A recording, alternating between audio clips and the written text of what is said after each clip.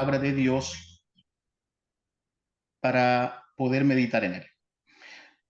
Voy a compartir, como siempre, a través de este enlace y a través de poder compartir este estudio en PowerPoint. Y vamos a comenzar inmediatamente a ver este tema que he preparado, que lleva por título La carrera del cristiano. La carrera del cristiano. Todo cristiano es un atleta que lucha por ganar la carrera y ser coronado. Esta carrera requiere determinación, requiere disciplina, una alta cuota de preparación. Este tema, la carrera del cristiano, nos mostrará cuál es la actitud y disposición que debemos tener para llegar a la meta y de esta forma poder llevarnos la corona incorruptible de gloria. En primer lugar, vamos a considerar una condición fundamental de la carrera. La Biblia nos dice ahí en segunda carta del apóstol Pablo a Timoteo, en el capítulo 2, versículo 5, y también el que lucha como atleta no es coronado, sino lucha legítimamente. ¿Cuál es la condición fundamental que exige esta carrera en la cual estamos participando? Luchar legítimamente. Aquí la palabra usada es nomos en el griego, en el griego en que está escrito el Nuevo Testamento. ¿Y qué significa esta palabra nomos? En palabras sencillas significa un sistema legal o legítimo. De hecho, nomos, la palabra nomos en el griego es ley, en griego. Se refiere estrictamente a aquello que está dentro del campo de la ley. En 2 Timoteo capítulo 2 versículo 5 se usa en relación a la participación del atleta en la competencia y que éste debe someterse a las normas o reglas de la carrera. Considerando esta figura del atleta que nos muestra aquí la palabra de Dios, ahí hablando el apóstol Pablo, luchando en la carrera, se determina lo siguiente. El cristiano debe correr la carrera espiritual respetando las leyes de Dios. La llegada a la meta será válida siempre y cuando se hayan cumplido las reglas que rigen la carrera. Si no se cumple esta condición fundamental, se descalifica al competidor. Luchar legítimamente es considerar atentamente la palabra de Dios y obedecerla. Las escrituras lo declaran ahí en Santiago capítulo 1 versículo 25. Y dice, más el que mira atentamente la perfecta ley, la de la libertad, y persevera en ella, no siendo oidor olvidadizo, sino hacedor de la obra, este será bienaventurado en lo que hace. Aquí las escrituras nos hace un llamado a que miremos atentamente en la perfecta ley de la libertad. Y no tenemos que ser oidores olvidadizos, sino hacedores de la obra. No solamente oír, sino también hacer lo que la palabra de Dios nos enseña. Vamos a ver algunas disposiciones para esta carrera, después de haber visto la condición fundamental que tenemos que considerar en esta carrera espiritual. La disposición de correr como el que gana. Si leemos nosotros ahí en la carta del apóstol Pablo a los Corintios, en su primera carta, en el capítulo 9, versículo 24, dice las escrituras aquí, ¿no sabéis que los que corren en el estadio todos a la verdad corren? Pero uno solo se lleva el premio. Corred de tal manera que lo obtengáis. Aquí vemos una disposición que cada uno de nosotros como cristianos en esta carrera, como atletas espirituales, debemos considerar. Debemos correr como el que gana, con esa misma disposición, con esa misma fuerza y con todo el ahínco que pone, ¿verdad?, aquel que corre la carrera y se lleva el premio. No, debemos correr como aquel que gana. es una disposición que debemos tener en nuestro corazón, en nuestra mente, al correr esta carrera. Siguiendo con las disposiciones de la carrera, podemos ver aquí otra disposición, la disposición de privación. Aquí mismo en 1 Corintios capítulo 9, versículo 25, dice, todo aquel que lucha, de todo se abstiene. Ellos a la verdad para recibir una corona corruptible, pero nosotros una incorruptible. Note usted esta disposición, la disposición de privación, de todo se abstiene. Usted puede ver en los atletas que corren en un estadio, puede ver usted cómo se preparan y cómo se abstienen de todo aquello que pueda ser algo que impida que puedan ganar la carrera. Entonces, el cristiano es lo mismo. Debe abstenerse de muchas cosas que son cosas que van a impedir para que podamos llevarnos el premio y ganar la carrera. De todo se abstiene. Jesucristo lo explica muy bien, mis amados hermanos, cuando leemos en Lucas capítulo 9, versículo 23. Y decía a todos, si alguno quiere venir en pos de mí, niéguese a sí mismo, tome su cruz cada día y sígame. Negarse a sí mismo es como lo explica el Señor Jesucristo, esto de la privación, negarse a sí mismo, a nuestros propios deseos, a nuestros propios pensamientos. Debemos negarnos a aquellas acciones que van a impedir que realmente pueda llegar a la meta y ganar el premio que Dios tiene para mí y para usted. Dentro de las disposiciones para la carrera encontramos otra, que es la disposición de correr con convicción. En 1 Corintios 9:26 dice la palabra de Dios, así que yo de esta manera corro, no como a la aventura. Fíjese usted que no estamos corriendo esta carrera por si acaso, sino que estamos corriendo esta carrera con la convicción plena, no como a la aventura, no como a lo que salga, como decimos, sino con convicción, con seguridad, con certeza. ¿Cómo define la Biblia la convicción? Solo se puede definir en la palabra fe.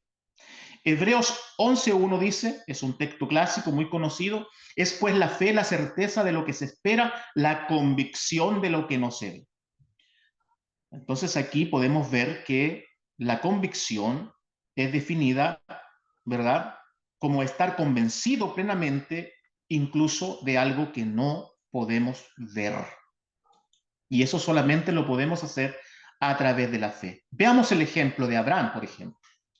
Romanos capítulo 4, versículo 19 dice que Abraham no se debilitó en la fe al considerar su cuerpo que estaba ya como muerto, siendo de casi 100 años, o la esterilidad de la matriz de Sara. Tampoco dudó por incredulidad de la promesa de Dios, sino que se fortaleció en fe, dando gloria a Dios, plenamente convencido de que era también poderoso para hacer todo lo que había prometido. Note usted cómo en el ejemplo de Abraham vemos esa convicción plena, tanto que no se debilitó su fe, aunque su cuerpo estaba como muerto ya de 100 años. Y además se agregaba la esterilidad de la matriz de Sara. Pero dice que tampoco dudó y que él estaba plenamente convencido. No estamos corriendo esta carrera, mis amados hermanos, por si acaso, con dudas, sino que debemos correrla plenamente convencidos. Siguiendo con estas disposiciones, vemos y nos encontramos con la disposición de correr objetivamente. Primero los Corintios capítulo 9, versículo 26 dice la palabra de Dios, así que yo de esta manera corro no como la aventura, como ya dijimos, no por si acaso alcanzo la meta. De esta manera peleo, no como quien golpea el aire. Cuando corremos la carrera, debemos correrla objetivamente. No es como golpear el aire. Golpee el aire, no tiene ningún sentido. No es algo objetivo golpear el aire. Entonces, tiene que ser una disposición plena en correr esta carrera como atleta espiritual, pero objetivamente, no como quien golpea el aire. Tiene que ser algo que realmente sea contundente, objetivo. Es necesario tener el objetivo en mente. Y aquí es donde nos muestra la palabra de Dios el objetivo. Colosenses capítulo 3, versículo 2. Poned la mira en las cosas de arriba, no en las de la tierra. ¿Dónde está nuestra mirada? ¿Dónde está nuestra mirada espiritual? En esta carrera que estamos corriendo y que tenemos por delante, ¿dónde está nuestra mirada espiritual? Poned la mira en las cosas de arriba, no en las de la tierra.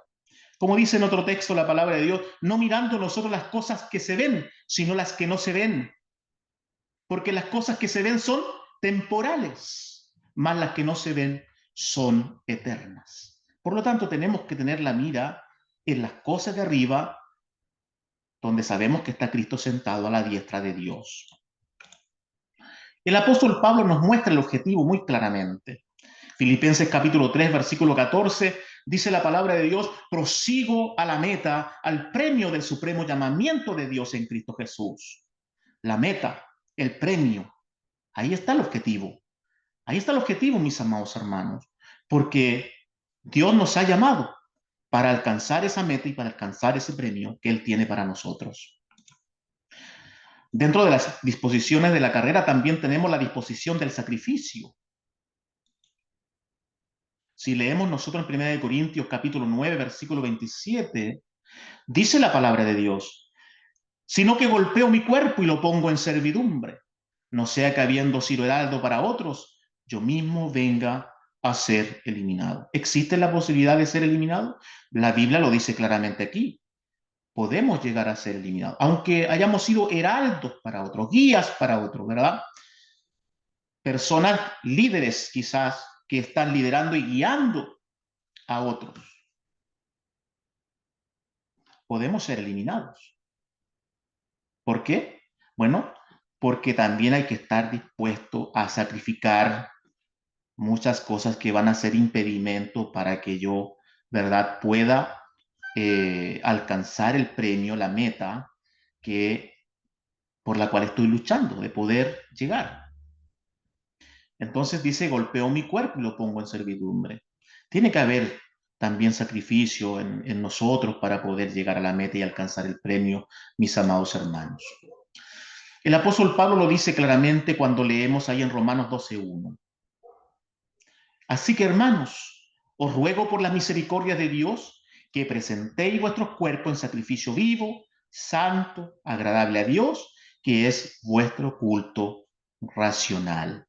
¿Cómo debemos presentar nuestros cuerpos? En sacrificio vivo, santo, agradable a Dios, que es nuestro culto racional. No podemos presentar nuestros cuerpos, los miembros de nuestro cuerpo a servicio del pecado, sino al servicio de Dios.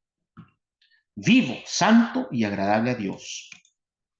En palabras de Jesús, Marcos capítulo 8, versículo 34, y llamando a la gente y a sus discípulos les dijo, si alguno quiere venir en pos de mí, niéguese a sí mismo, que es la negación, pero fíjese, ahora habla del sacrificio. Tome su cruz y sígame. Aquí está el sacrificio. Porque si nos preguntamos para qué Jesús tomó la cruz, bueno, ya sabemos para qué Jesús tomó la cruz. Para morir, para ser sacrificado en esa cruz, para sufrir en esa cruz y morir en esa cruz. Ahora, ¿cuáles son las acciones que debemos tomar para esta carrera que tenemos por delante? Primero, la Biblia nos dice que debemos despojarnos de todo peso y del pecado. Hebreos capítulo 12, versículo 1, dice la palabra de Dios, por tanto, nosotros también, teniendo alrededor nuestra tan grande nube de testigos, despojémonos de todo peso y del pecado que nos asedia. Despojarse de todo peso y del pecado que nos asedia.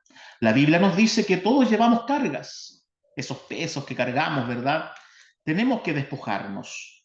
En Gálatas capítulo 6, versículo 2 nos dice que llevamos cargas, sobrellevar los unos las cargas de los otros y cumplir así la ley de Cristo. Todos llevamos cargas de diferente manera, diferentes pesos que van sobre nosotros espiritualmente.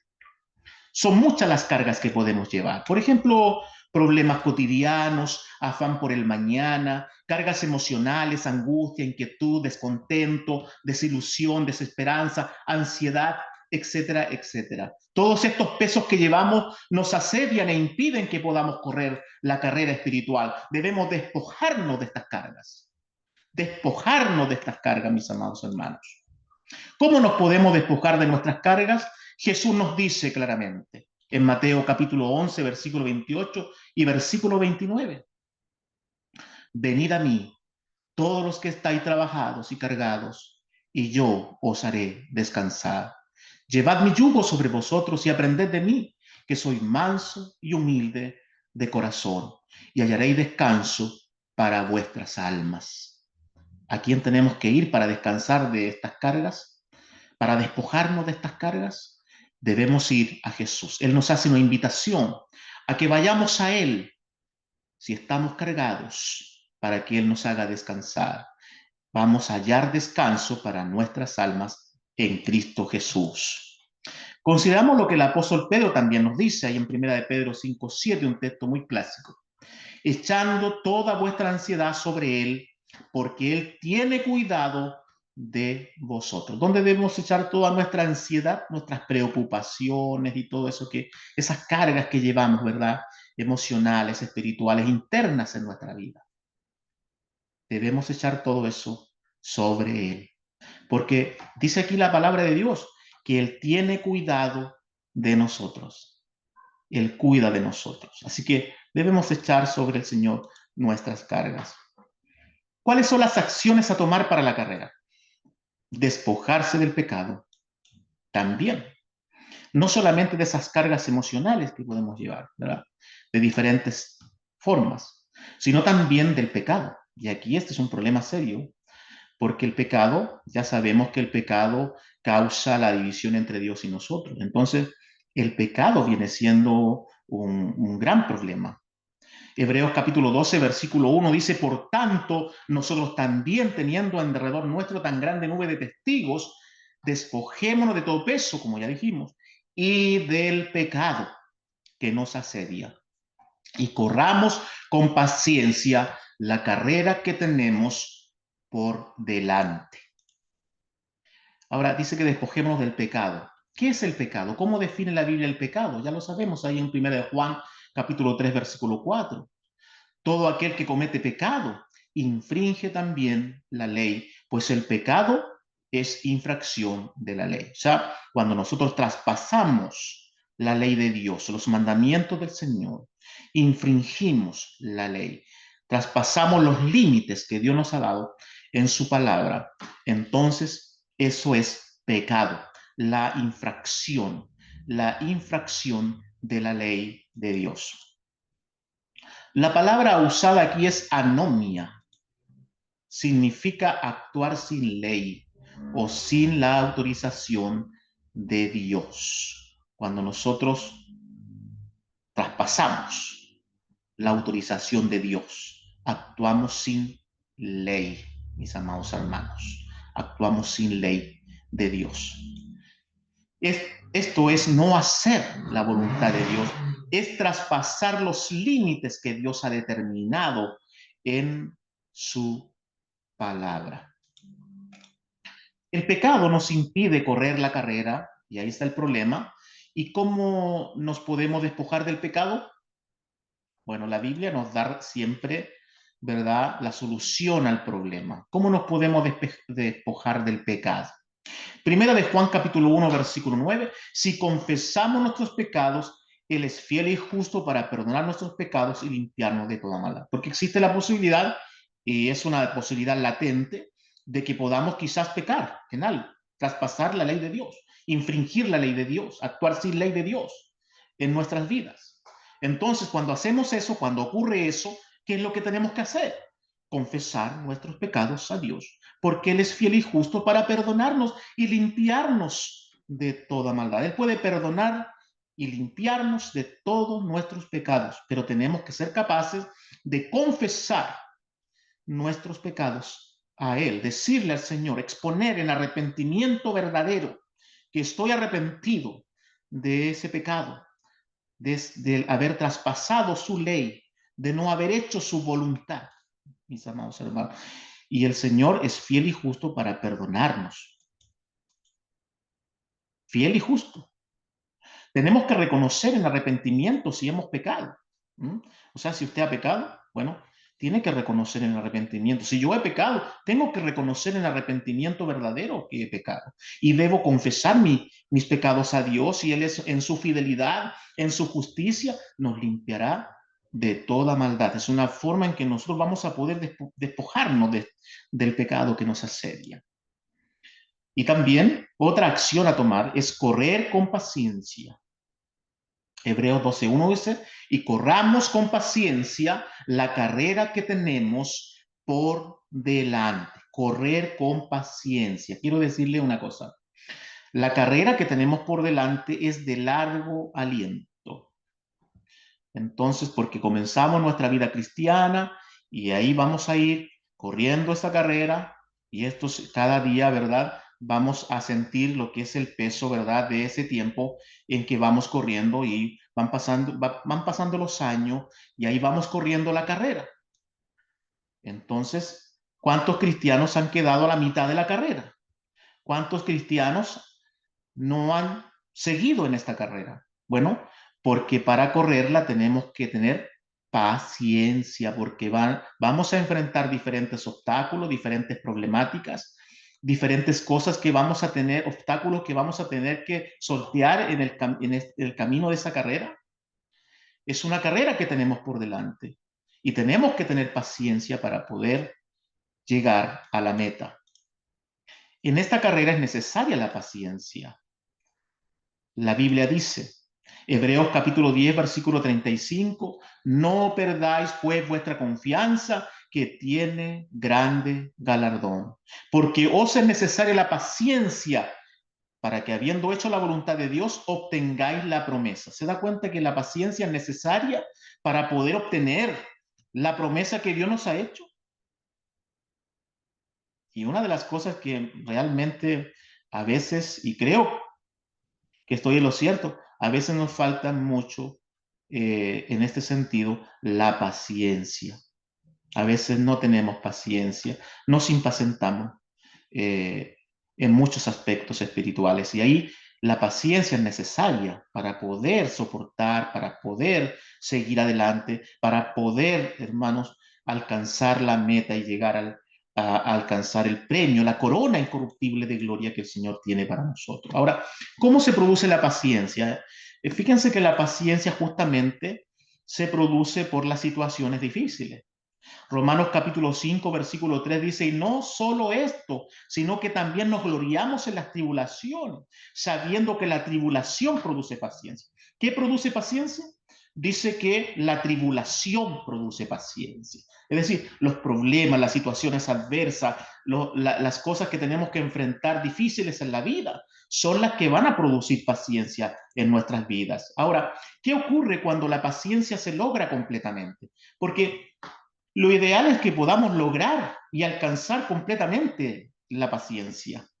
Santiago lo declara cuando dice ahí en Santiago capítulo 1, verso 2 al versículo 4, hermanos míos, tened por sumo gozo cuando os halléis en diversas pruebas, sabiendo que la prueba de vuestra fe produce paciencia.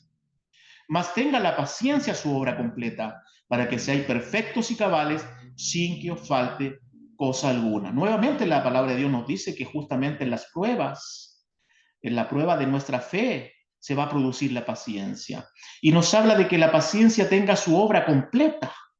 O sea, ¿puede la paciencia lograrse completamente? Claro que sí, porque eso es lo que va a permitir que seamos perfectos y cabales, sin que os falte cosa alguna. O sea, frente a las circunstancias, frente a la situación adversa, vamos a actuar con cabalidad y con perfección espiritual. La paciencia se produce por las tribulaciones, se produce por la prueba de la fe. Puede ser lograda completamente, eso dice la Biblia claramente. El resultado de la obra completa de la paciencia es la perfección y la cabalidad. La paciencia es un índice que nos indica nuestro nivel espiritual en que nos encontramos. ¿Sabía usted? ¿Sabía usted que la paciencia que tenemos es la que nos indica realmente en qué nivel espiritual nos encontramos? Porque la paciencia nos lleva a la perfección y a la cabalidad.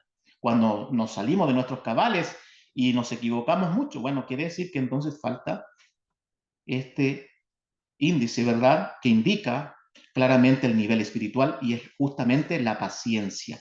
La paciencia a usted le va a decir, según la paciencia que usted tenga, la paciencia que yo tenga, me va a decir a mí dónde estoy espiritualmente. La paciencia es necesaria en la carrera por la distancia que tenemos que recorrer, como ya decíamos, es de largo aliento. El apóstol Pablo dice en Filipenses capítulo 3, versículo 12, no que lo haya alcanzado ya, ni que ya sea perfecto, sino que prosigo por ver si logro hacer aquello para lo cual fui también nacido por Cristo Jesús. Hermanos, yo mismo no pretendo haberlo alcanzado ya, pero una cosa hago, olvidando ciertamente lo que queda atrás y extendiendo lo que está adelante, prosigo a la meta, al premio del supremo llamamiento de Dios en Cristo Jesús. ¿Se da cuenta de la distancia? Porque Pablo dice, yo no lo he alcanzado, no que lo haya alcanzado ya. No pretendo haberlo ya alcanzado. O sea, esto falta. Y tengo que olvidar lo que queda atrás, extenderme hacia adelante y proseguir hasta que pueda llegar a la meta. ¿Cómo tenemos que abordar el recorrido de la carrera para obtener el premio? Es una buena pregunta.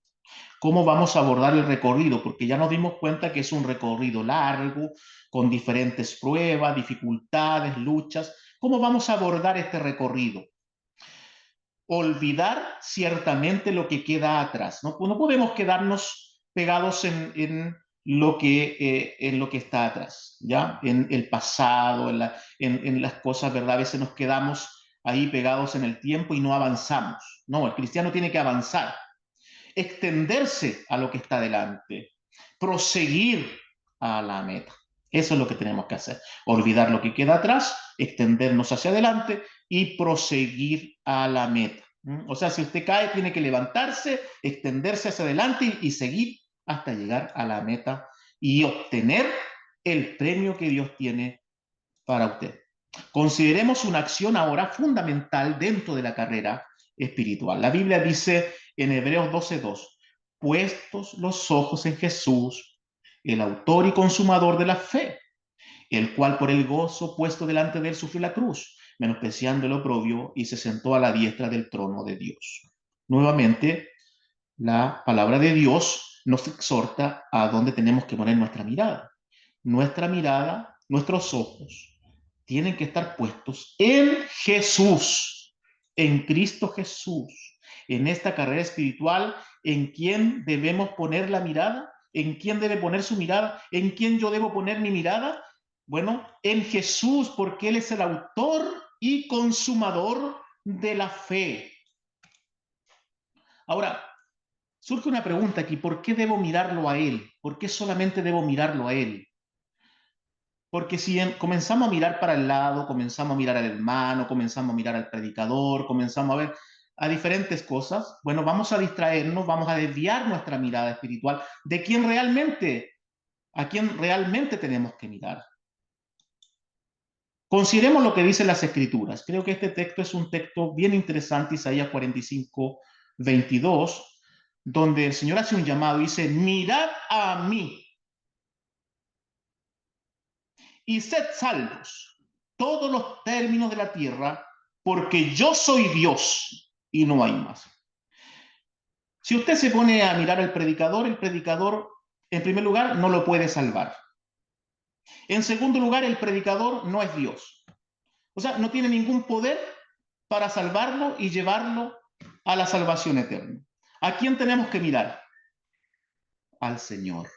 Mirad a mí y sed salvos, porque el único que puede salvarnos es el Señor. ¿Y sabe por qué puede salvarnos? Porque Él es Dios. Porque Él es Dios. Es el único que puede salvarnos. Por eso tenemos que mirarlo a Él, poner la mira en Jesús en el Señor, el autor y consumador de la fe, mis amados hermanos. Entonces no miremos para los lados, no miremos a los hermanos, miremos a Cristo por sobre todas las cosas, porque Él es el único que puede salvarnos. Él es nuestro Salvador, nuestro Redentor, es quien sufrió en la cruz por nosotros para darnos esta salvación tan grande, esta salvación maravillosa de la cual gozamos, y Él nos llevará a vivir eternamente con Él en aquel día final cuando el Señor venga. Cuando el Señor venga en ese día con voz de mando, como dice la palabra de Dios, con voz de arcángel y con trompeta de Dios, descenderá del cielo y los muertos en Cristo resucitarán primero. Luego nosotros, los que hayamos quedado, seremos arrebatados juntamente con ellos para recibir al Señor en el aire y así estaremos siempre con el Señor. Fíjese bien, porque Él tiene ese poder, porque Él es Dios. Con su poder puede llevarnos a la eternidad. Por eso es a Él a quien tenemos que mirar. Cuando lleguemos a la meta, obtendremos el premio del supremo llamamiento de Dios. Pablo dice en Filipenses 3:14, prosigo a la meta, al premio del supremo llamamiento de Dios en Cristo Jesús. O sea, el premio. Vamos a obtener el premio. Y es el premio del supremo llamamiento de Dios en Cristo Jesús.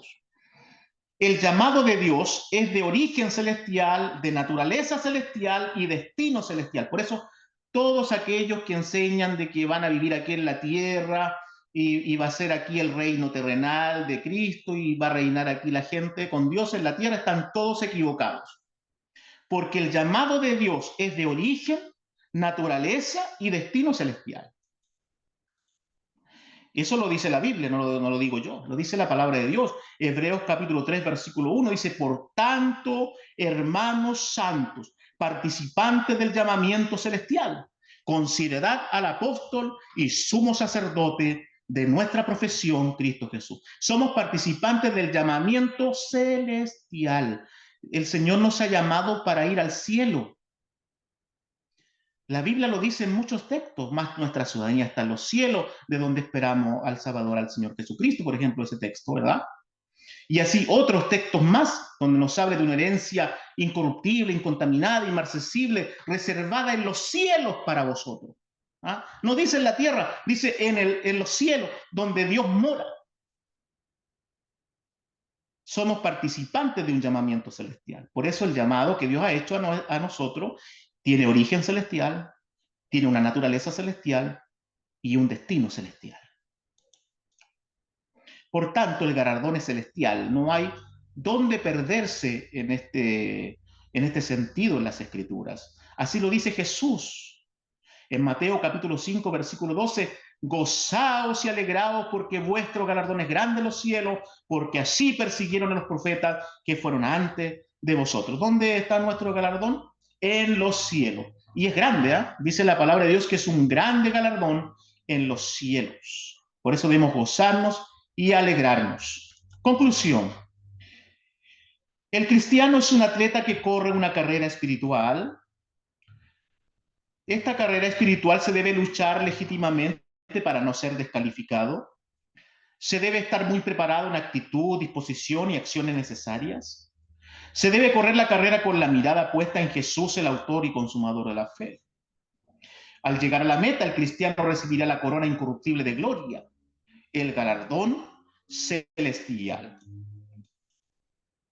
La palabra de Dios declara, Primera de Corintios 9:25, todo aquel que lucha, de todo se abstiene, ellos a la verdad, para recibir una corona corruptible. Aquí los que corren en un estadio reciben un premio corruptible, una corona corruptible, pero nosotros, mis amados hermanos y hermanas, estamos corriendo esta carrera espiritual para recibir una corona incorruptible, la vida eterna, la corona de la vida, la corona de justicia que el Señor dará a nosotros, los cristianos. Bien, mis amados hermanos y hermanas, este ha sido el tema que he preparado para esta ocasión. Agradezco la invitación, agradezco la atención que ustedes han puesto para oír, ¿verdad? La palabra de Dios.